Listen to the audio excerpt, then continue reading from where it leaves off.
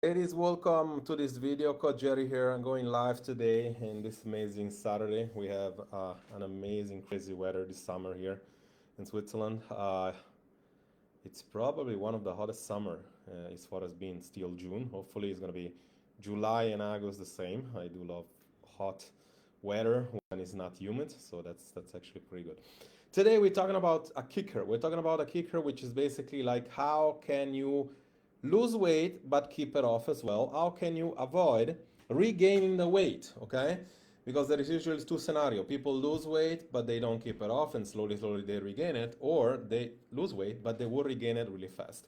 And today we're going to talk about why this is happening and what to do about it. I'll give you two concrete examples using real life dieting as well, meaning like if you want to go out and look at, like, you're not interested on actually doing work with professionals, and like you don't want to go with the science and understand principle of weight loss, you can also go out there and kind of like use those nutritional fads that are out there, which obviously they work, but you can actually learn at least the principles of making it work long term. If you have dieted before, like if you have dieted this year, like we had the poll a few weeks ago, I think, or a week ago, and obviously in average, people like diet anywhere from 3 to 5 times in a lifetime, and maybe like 1, 3 times per year, and which is crazy because that means like usually when you need a diet is because what you used to do no longer works. So if you need a diet and then the diet doesn't work, then you need another diet. Obviously, not only is the principle not working, but obviously chances are obviously like that same diet, even if you use the same diet, is no longer gonna work. I did speak, with a few people this week, and one told me it's like I used to do a diet and I lost 20 kilos. But then now that I regain it back, and it's been through years, at least like, let's give that much credit. It's been through some years. But now I'm in my 40 and, it seems not longer to work. I'm doing the same diet and it's no longer producing the same results. Why is that? Well, pretty simple. Number one, as we age, and I said it, of course, multiple times, your metabolism changes, and whatever you used to do, if you never did a keto diet, if you never did an intermittent fasting diet, if you never did a fasting, let's call it like vegan or low fat and high carb, if you never done one of those and you do it one time, whether you're in your 20s, 30s, or 40, chances are it's gonna somewhat work good.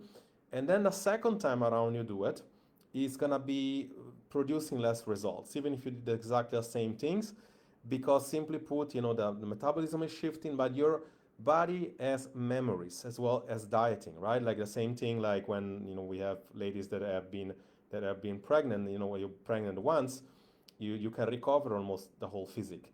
You're pregnant twice, like it's almost hard to recover. When you have 3 children, it's almost like impossible, and it's almost like something is completely shift and then changes. And obviously, that's not a catch; it's actually real. And of course, that's a discussion for another time. But let's talk about today. What do you do first and foremost to lose the weight? Well, first and foremost, you need to be able to lose the weight. Okay, I did a master class not long ago talking about being able to break a weight plateau. If you're a person that cannot lose weight and you have not tried losing weight, or you tried losing weight and it's not happening, there is really two scenarios. Like you have done stuff wrongly and you're not in a calorie deficit, right? You're eating, for example, you're eating super clean, but you're eating too much, so you don't necessarily lose weight. You're not consistent, meaning like you are good during the week, but you maybe mess up everything through the weekend. Therefore, like you defeat the calorie deficit one more time. Or in fact, you have a plateau. Like your body has been so much adapted. You've been under eating. You've been doing a bunch of like, you know, stuff, like you've been like under eating, working out so much, you've been stressed or you are stressed, and your body doesn't want to let go of the fat or the water, and it keeps the cortisol hormone super high, and it converts sugar really quickly with insulin, and it keeps you fat basically, right? The another scenario, which is almost never, but everyone is, for some reason, everyone wants to pretend that's the reason, is that they have a real metabolic issue, like some sort of hormonal problems or sort of like chronic stress issue. Like people pretend that, but they never really acknowledge the fact that they're not diligent for long enough. They might be diligent for a while and they're not consistent, or they don't know what they're doing, like the three examples that I just said before. But let's wash this off completely, like you are in a position to lose weight. What people usually do, they understand that there is a total calorie need you're gonna have in your day, which is, let's say, pretend 2000 calories, just to make it easy. And for you to be able to lose weight, you need to create a deficit. Usually with women is advised, if you want something sustainable, to be anywhere from 350 to 500 calories, in which you can do by working out and moving more. In fact, let's say working out more, moving more, meaning like walking, right, or biking, whatever, and eating less. Any mixture of that, meaning like only working out more, only moving more, only eating less, or all combined, will produce a calorie deficit, which over time produce a weight loss, okay? Produce a weight loss. Now, if you're one of those all or nothing mentality, what you're gonna do, you're gonna work out really crazy for 6 days, you ain't gonna eat almost anything, and you're gonna create a 1000 calorie deficit within a day, which usually will produce, and let's now be super precise, 7,000 calories a kilo. Therefore, in 7 days, you will lose a kilo if you did that, okay? Which is, of course, not sustainable nor advisable, because you are a person that then it's like you're gonna have a pretty hard rebound. The faster you go down, the faster the rebound. Now, if you are, is also to say that if you have 20/30 kilo to lose, you can easily do that, because chances are that the food, or like the hunger, is not gonna kick in, right? So how can you do that easily? Like I said before, you either track your food you're eating, you put yourself on a 1200 or 1500 calorie diet, and you Google some recipes within 1200 calorie diet, or you just follow one of those crazy things like keto, intermittent fasting. And again, which is the crazy part, like you don't need to cut off all your carbs, you don't need to cut off all your fat, you don't need to cut off your protein if you're a vegan or vegetarian if you want to lose the weight. That's a choice of you being religiously oriented toward veganism, or you don't like the fact of the animal, or that weird crap that they say that protein causes cancer and shit like that. Like there is so many reasons why people do this kind of stuff, but none really that makes any sense for the pure fact of being for weight loss. If you want to lose weight, it's science. You need a calorie deficit. You need your body to be not stressed so that you can lose the weight easily. And again, this is also something that you can apply. If you do a diet for 7 days and you don't lose at least a kilo, and you know that you're actually hitting 1200 calories, and on top of that, you don't sleep well right away, your energy is low, and you used to have energy, now it's super low, you have cravings through the roof, your metabolism is fighting you back. You ain't gonna lose any weight. Therefore, just do a metabolic rehab. If you don't know how to do it, you can come to my masterclass. You can comment down below rehab. I'll send you over the guide. I think it's $9 right now. It's really something everybody can afford. So this is a step-by-step system that allows you to recover your metabolism first, so that we can get you to lose weight. If you don't know if you are in that situation or not, comment assessment. I'll send you over the free quiz. You will figure out if you are in that situation. But let's say that you chose to be very aggressive and you did a fasting law. We'll do a fasting or intermittent fasting. So you lost 20 kilos in the past, let's make it realistic, maybe 4 to 5 months, because you probably do it even in 3 months if you did fasting, okay? That I've seen that happen. People lose, let's say, 20 kilos, and then when they come out of the diet, they start eating really, really a lot. Meaning like they don't just go back to a maintenance level, right? They just go back to eating a lot more, okay? Now, some of people, which I know a few clients, in the past clients, they told me, Jerry, that it sucks because I used to restrict myself, and then as soon as I smell the food or I see the food, I'm just gonna gain back all over again. Yeah, because your body, like we have, 4 steps, metabolic rehab, metabolic acceleration, which is the weight loss. Then there is metabolic maximization, right? Which is the avoidance of weight regain. And then there is metabolic maintenance. The maintenance is like, okay, now that we know how your body works, Now that we know how many dinners you can do outside, now we know how much alcohol you can drink, now we know how many carbs you can have, now we put you on a maintenance, therefore you're simply gonna maybe slowly regain back half a kilo to a kilo, and as soon as you have 2 kilos, you cut off a little bit, right? So let's now talk about that you're losing the weight. And by the way, if you are 2000 calories and you lose 20 kilos, your maintenance level is not going to be 2000 calories anymore. It's going to be something like 1700 calories, right? So we know that your body is made for dieting for 2 to 3 months and then put it back to maintenance level. Not 2000 calories, 1700 calories, because it's slowing down your metabolism, because part of that is muscle loss, is fat mass that you're losing. So therefore, like, you're slowing everything down.